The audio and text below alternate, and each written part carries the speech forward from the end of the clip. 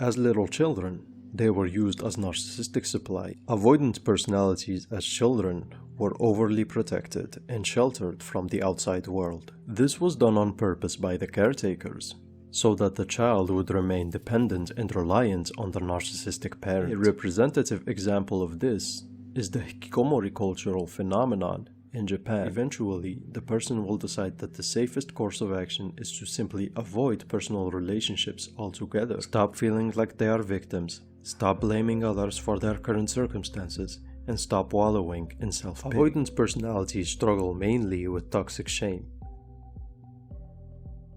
Avoidant Personality Disorder, AVPD for short, is part of the anxious cluster of personality disorders. It may shock you to know that the main coping mechanism of this personality type is avoiding. Yes, I know, I was just as surprised as you were when I first heard it. But sarcasm aside, this is a serious personality disorder that can have damaging consequences in terms of quality of life for those affected by it. The main characteristics of this personality disorder include extreme shyness, feelings of inadequacy and inferiority, inhibition of expression in social situations, hypersensitivity to criticism and rejection, preoccupation with negative social outcomes, severe social anxiety, which I already made a video about if you want to check it out, and finally, and because of all these traits, what we get as a result is a person that is refusing to be open to new experiences, that is socially withdrawn, and a person that is avoiding social interactions altogether, despite having a strong desire for them. Avoidant personalities struggle mainly with toxic shame. They have a negative self-image, going to self-hatred even. They believe they are undeserving of the affection and care from others. If they do manage to get into a relationship, they will self-sabotage their way out of it. Or they will find themselves in a toxic codependent situation. They believe they are socially inadequate and ill-equipped for social interaction. And this is partly true. Their past interactions were marked by rejection, ridicule, humiliation, being disliked, and being bullied. Avoidant personalities as children were overly protected and sheltered from the outside world. They were not properly socialized by their caretakers in their early life. Their caretakers did not prepare them for the sometimes harsh realities of life, like rejections and hostilities from others. So in that sense, their caretakers failed them. This was done on purpose by the caretakers, whether consciously or unconsciously, so that the child would remain dependent and reliant on the narcissistic parent. As a child, the avoidant individual experienced continuous rejection every time they tried to emotionally connect with one or both parents. The child did not receive the vital parental guidance or the affection necessary for a healthy psychological growth. Instead, the parents were extremely controlling and hypercritical of the child. And yes, avoidant personalities are direct victims of parental narcissistic abuse. As little children, they were used as narcissistic supply by one or both parents/caretakers. Then, as the child started growing up and trying to assert him or herself and establishing boundaries, which is the next natural step for growth of the personality, these attempts by the child were met at first with extreme resistance by the parents, who then started doubling down on their excessive control and micromanagement of the child. This was done in an attempt to crush the child's growth efforts. This phase is marked by extreme narcissistic abuses, going from emotional to even physical. Once the avoidant person reached their early teens, the narcissistic caretakers would realize that they can no longer maintain control over their narcissistic supply, their child. And so, instead, they will decide to simply discard the child and possibly move on to another sibling if he or she exists. As a result, the avoidant individual will have intense feelings of abandonment and alienation that will mark their teenage years. This is the period where the avoidance behaviors will start to become more prominent and noticeable. And the end result of all of this will be a fragile person that feels alienated and out of touch with reality. And every time they will try to insert themselves into the real world, their efforts will be met with painful rejections and negative experiences. So much so that eventually the person will decide that the safest course of action is to simply avoid personal relationships altogether, even though the desire is still there, and almost completely withdraw themselves from the outside world. The avoidance person will immerse him or herself in the realm of the internet and video games to try to continue fulfilling their social needs. A representative example of this is the hikikomori cultural phenomenon in Japan, where young adults just give up on the outside world and live their lives like hermits in their room and never leave it. The personality profile of the shorin hikikomori would be avoidant comorbid with schizoid, and possibly other personalities as well.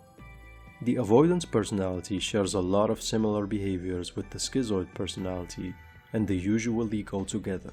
Both these personalities have the vulnerable type of narcissism. I already explained in the schizoid video what the difference between the two is, so check it out if you're interested. Avoidance personality can be comorbid with other personality disorders as well, namely dependent personality disorder, borderline, paranoid, and schizotypal personality disorder. Issues Avpd may be dealing with include chronic procrastination as a way of avoiding stress related to work and studies, social anxiety and agoraphobia, anxiety disorders, panic disorders, depression, obsessive-compulsive disorder, self-harm and injury, alcoholism and opioid addiction, paranoia and issues around trust, and last but not least, PTSD, which in this case, because of the past narcissistic abuse, would be complex PTSD. Let's talk now about the link between Avpd and narcissism. Like I said, avoidance personalities had narcissistic parents and were subject to narcissistic abuse. As a result, we can safely say that the avoidance personality has an ego that is underdeveloped and an authentic self that is fragile and left almost defenseless. The only line of defense for the avoidance person is a weak form of narcissism, identical to infantile narcissism. It's a very weak defensive barrier that is permissible, most of the times, to psychological injuries. When dealing with such injuries, the avoidance person's ego is so weak that it can only muster temporary inflations to protect the core, followed by rapid deflations, which can explain why avoidance personalities suffer from constant burnout and tiredness. The narcissist's ego, on the other hand, is strong enough to sustain its inflation for long periods of time. However, narcissists can also become avoidants in some cases. Watch my previous video on narcissism to understand what I mean by this. Underneath the ego surface, Avpd and NPD are very similar to one another. Some avoidant personalities believe that healing their condition is about becoming and behaving like a grandiose narcissist, which is a trap that many narcissistic abuse victims fall into. Therapy has shown to be an effective treatment for Avpd. However, if there is distrust of the therapist, fear of rejection, or stress linked to the therapy session, avoidance people will often start to avoid going to therapy. True healing for avoidance people can only happen once they acknowledge, comprehend, and accept the past for what it was instead of living in denial about it. Once they forgive themselves for their past powerlessness. Once they accept their current state of affairs and resolve to improve for the better.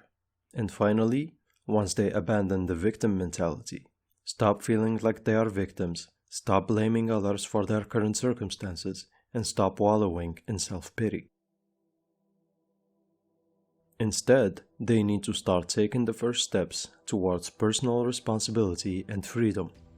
Actions they can take include developing their social skills, developing thick skin and being prepared to deal with the unavoidable hardships of life, have a general understanding of how the real world truly works, instead of living in fantasies and upholding illusions that were passed on to them from their narcissistic upbringing. This means challenging some fundamental beliefs that they have about the world and their relation to it.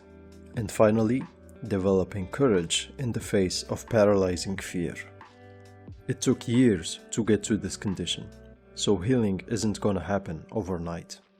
This isn't gonna be easy, but it's better than doing nothing and hiding from the world. All that you need is just baby steps, small challenges, one at a time.